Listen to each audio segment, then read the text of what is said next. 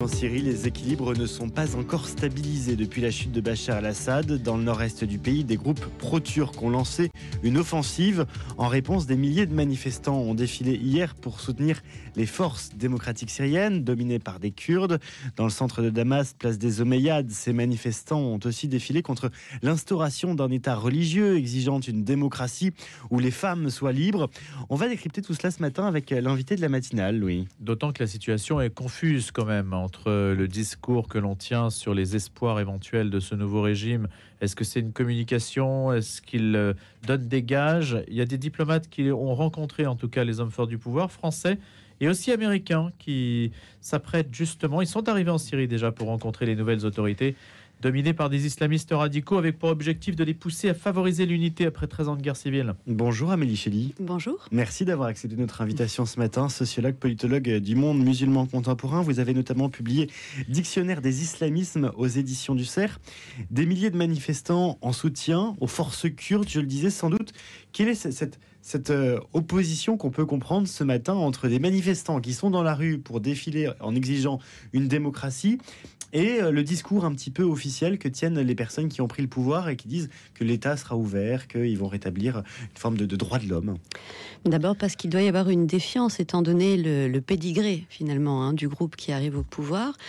Il ne faut pas oublier qu'au départ, HTS, donc Hayat Tahrir al-Sham, qu'on appelle aussi HTC en fonction des transcriptions, a été constitué en 2017 sans allégeance à Al-Qaïda, mais ce n'est un secret pour personne, c'est la continuité de Al-Nosra. Al-Nosra qui était donc Al-Qaïda en Pour vous, il n'y a pas de débat, Syrie. ce sont des islamistes radicaux. Alors, non seulement il n'y a pas de débat, mais en plus, au-delà de cet ADN al-qaïdien, vous avez eu un passage aussi une très très grande proximité avec l'État islamique, qui sont des groupes qui sont djihadistes pour tous les deux, qui sont radicaux tous les deux, avec une légère différence, c'est que dans l'ADN al-qaïdien, il n'y a pas une haine virulente à l'égard du chiite.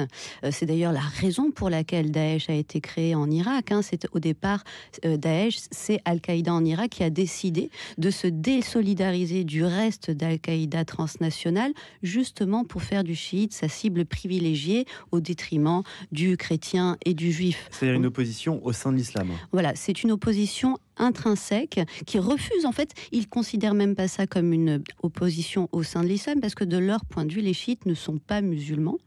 Donc il y a même eu un passage, pour reprendre ce qu'on disait concernant HTS, il y a même eu un passage de Al-Joulani, l'actuel chef qui a repris son nom administratif, Al-Shara, dans les rangs de l'EI avec une très très grande proximité pour finalement venir teinter le groupe HTS d'un antichisme virulent. Donc on vient de là. Alors même si on est dans une phase où on essaie de lisser les images, on peut tout à fait comprendre la défiance populaire. Mais ce que vous dites est plutôt encourageant, j'allais dire, pour les minorités religieuses, je pense notamment aux chrétiens, puisque si on vous suit, ça veut dire que c'est principalement des oppositions intra-musulmans. Alors, le passage du côté de l'EI, oui, mais dans l'ADN al-qaïdienne, la cible privilégiée, c'est le chrétien et le juif. Donc, si vous voulez, on a eu un passage par deux groupes qui détestent tout le monde, sauf les sunnites extrémistes. Donc ça, c'est pas rassurant.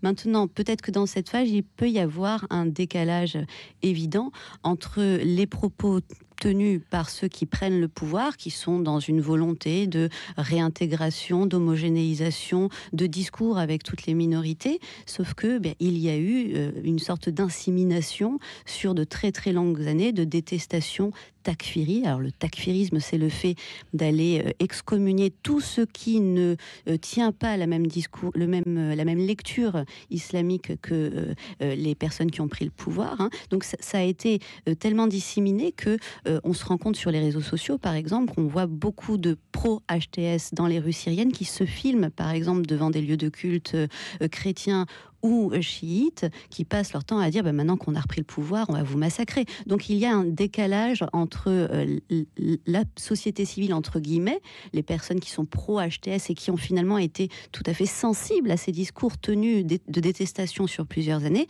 et le discours officiel tenu par ceux qui ont pris le pouvoir. Et le discours des médias, qui est quand même très très j'allais pas dire favorable quand même au nouveau pouvoir, mais qui quand même met en sourdine tout élément qui pourrait être discordant. Oui, parce qu'il faut aussi rendre à César ce qui lui appartient. C'est-à-dire que Bachar al-Assad, c'était pas non plus la panacée. Donc on peut comprendre qu'il y ait une sorte d'élan populaire. Et d'ailleurs, très régulièrement, quand on pose la question à des Syriens plutôt sécularisés de ce qu'ils pensent finalement de ce qui s'est passé, ils disent « laissez-nous d'abord être heureux de voir que le tyran est parti. On ne sait pas ce qui va se passer après. On n'est pas complètement dupe, mais laissez-nous ce temps d'exaltation. » La fête de Noël va être un bon marqueur pour voir quelle est l'attitude du nouveau régime. C'est peut-être un petit peu trop près de la chute de Bachar al-Assad et de cette volonté de lisser l'image. Peut-être qu'ils feront un effort à ce moment-là. Il faut voir vraiment sur le long terme. Il y a une chose qui ne relève pas du long terme mais du court terme, c'est le comportement des populations pro-HTS qui ne sont pas directement liées à la sphère décisionnaire. Ça, ce sera un marqueur très très court-termiste. On verra très régulièrement, très facilement dans l'immédiat ceux qui prendront les armes. Mais après, pour le reste, il faudra attendre. Des diplomates américains sont arrivés en Syrie où ils disaient qu'est-ce que ça peut changer ? Alors pour l'instant, donc on a vu que la Turquie profite finalement de ce chaos pour essayer de répondre à ses intérêts et de régler ses comptes avec la menace estimée la plus importante de leur point de vue depuis toujours, c'est-à-dire les Kurdes. Donc on est au nord-est de la Syrie. Oui, c'est-à-dire qu'avec ce levier turc qu'est l'armée nationale syrienne, on a vu qu'il y avait de lourdes menaces qui pesaient sur la communauté kurde, des massacres. Et d'ailleurs, c'est la raison pour laquelle il y a eu les manifestations dont vous parliez au tout début. Et on est face finalement à deux volontés. On a Recep Tayyip Erdogan, le président turc, qui demande à ce que le YPG, qui est aidé, encadré, structuré d'un point de vue stratégique par le PKK, donc ce parti indépendantiste kurde en Turquie. Donc Erdogan souhaiterait que le YPG soit ses membres quittent la Syrie, même s'ils sont syriens, administrativement pour beaucoup d'entre eux, soit déposent les armes. Donc d'un côté, on a ce désir-là, et du côté américain, on a une sorte pas de conciliation, mais côté américain, il s'agirait plutôt d'envisager une sorte d'intégration des positions kurdes qui se sont autonomisées à l'intérieur finalement de ce grand projet de réunification de toutes les communautés telles que Giuliani est en train de les mettre en place. Vous, en tant que politologue, intellectuel, qui vit en Occident, on est toujours un petit peu décontenancé par le fait qu'on parle de cette région toujours dans les mêmes termes, c'est-à-dire c'est toujours des clans contre clans avec une violence et finalement quand même un caractère extrêmement primaire dans la façon de s'exprimer et d'exprimer simplement la réalité politique. Il y a une sorte de fatalité. Est-ce qu'il y a des gens de la société civile qui émergent? Il y a pourtant des gens très doués qui viennent de Syrie, qui font d'ailleurs des carrières aux États-Unis ou en France notamment, mais on a l'impression que sur place, on n'y arrivera jamais. Eh bien parce que ces personnes de la société civile qui sont de brillants intellectuels ne représentent pas, ça n'est pas la majorité. Quand vous regardez la Syrie, alors on ne va pas associer l'extrême religiosité à une absence d'intellectualité, mais vous avez quand même une écrasante partie de la population qui est extrêmement religieuse et on ne peut pas penser dans les mêmes termes que ce qu'on pense en Occident, les questions du rapport aux politiques en Syrie. D'ailleurs, on peut observer que certains de ces grands mais on peut être religieux et très intelligent. Absolument. Et tout à fait libre. On prétend quand même à cette réalité-là. Vous voyez, on n'a aucun rapport, aucun point commun avec cette attitude-là. J'estime que nous n'en avons aucun. Tout à fait, absolument. Sauf qu'il y a quand même une écrasante partie de la population qui n'arrive pas justement à joindre ces deux caractéristiques-là, où vous avez finalement une volonté de vous soumettre à la sphère religieuse sans finalement la penser, qui est quand même particulièrement plus importante. Est-ce que cela vient de la base ou ça vient du haut? Est-ce que c'est un sujet de responsable politique ou c'est un sujet de société? Alors, il peut y avoir aussi le fait de la création d'une élite sous Bachar al-Assad qui n'était pas du tout dans la vulgarisation et la démocratisation ou de la volonté d'étendre à d'autres sphères sociales le privilège de la connaissance. Ça fait partie aussi de ce qu'on peut observer à l'échelle politique. Maintenant, c'est aussi très, très régulièrement, il ne faut pas l'oublier aussi que vous avez un système clanique dans certaines régions, dans ces régions-là, qui est très très fort, chose qu'on avait pu observer par exemple dans l'Irak de Saddam Hussein, où il y avait une sorte de parallélisme entre le pouvoir qui aspirait à une sorte de modernité, parce qu'au départ ils se sont quand même présentés comme panarabistes séculiers, et en parallèle vous aviez justement cette question tribale et clanique qui était très très difficile à concilier. On avait fondé des espoirs sans doute dans les années 50 où on pensait justement que ces sociétés-là allaient rejoindre davantage le modèle occidental, et puis maintenant on a l'impression que c'est complètement régressif. Quand on regarde l'exemple irakien, encore une fois, ce parti baathiste, c'est le même d'ailleurs que celui de Bachar al-Assad, ce parti baathiste, dans les années 90, a opéré un virage à 180 degrés. C'est là qu'on a vu apparaître entre les étoiles du drapeau irakien les mots Allahu Akbar. C'est là qu'on a vu se multiplier les projets de mosquées dans le pays. C'est là qu'on a imposé à tous les membres du parti Baas d'avoir une éducation religieuse. Donc ce virage-là montre bien qu'il y a toujours finalement quelque chose de sous-tendu religieusement parlant. Et cela n'avait pas pour but exclusif, même si on peut penser, pour ce qui concerne l'époque de Saddam Hussein, que ça pouvait être une volonté d'essayer de ramener vers soi ce monopole qui était en train de prendre l'Iran en matière d'autorité religieuse. Que vous inspire, vous, quand vous voyez ces femmes qui, en Iran, ont le courage de se montrer épaules dénudées et qui prennent des risques pour leur vie? Eh bien, je pense qu'on est dans une phase de grand désespoir. C'est-à-dire qu'en Iran, on a eu une phase d'espoir, la dernière en date, à mon sens, même si il y a eu peut-être de petites occurrences, mais celle qui était la plus générale, c'est quand il y a eu la signature des accords sur le nucléaire à Vienne. Ça, on a vu des scènes de liesse dans la rue, et à ce moment-là, la population ne faisait pas particulièrement de démonstrations, de provocations en lien avec les mœurs, parce que justement, il y avait l'espoir que progressivement, les choses aillent en s'assouplissant, y compris au niveau des mœurs. Est-ce que là, aujourd'hui, il n'y a plus vraiment d'espoir.